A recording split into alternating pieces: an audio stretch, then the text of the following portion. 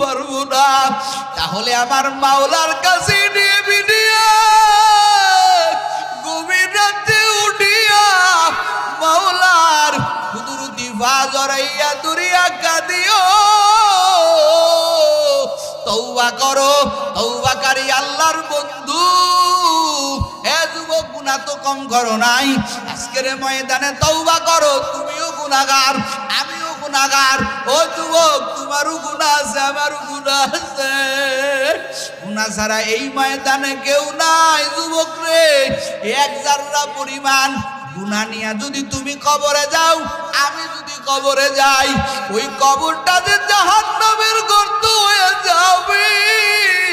ও যুবক, তোর মতো হাজার যুবকেরা পাঁচ বেলার নামাজ পড়ে।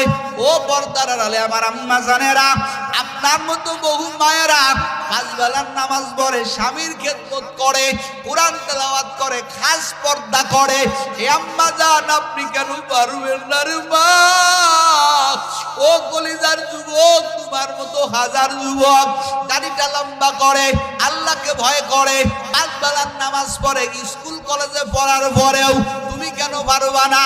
এরা কলিজার যুবক আর কয়দিন মাওলার নাফরমানি করবি?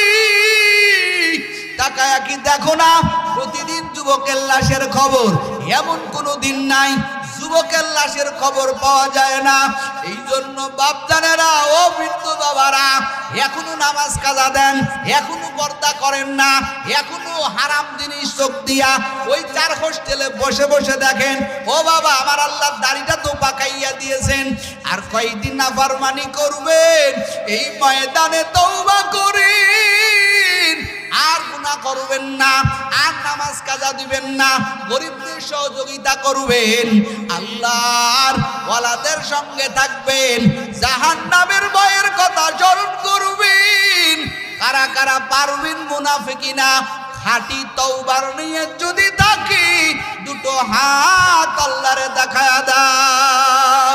নারে তাকবীর! আয় আল্লাহ, তওবার নিয়তে হাত উঠাইছি রে মালিক, আর গুনাহ করব না, আর নাফরমানি করব না। ও আল্লাহ, তুমি আমাদের তওবাতুন নসুহা করে, আয় আল্লাহ, ওই অন্ধকার কবরে যাওয়ার তৌফিক আমাদের সবাই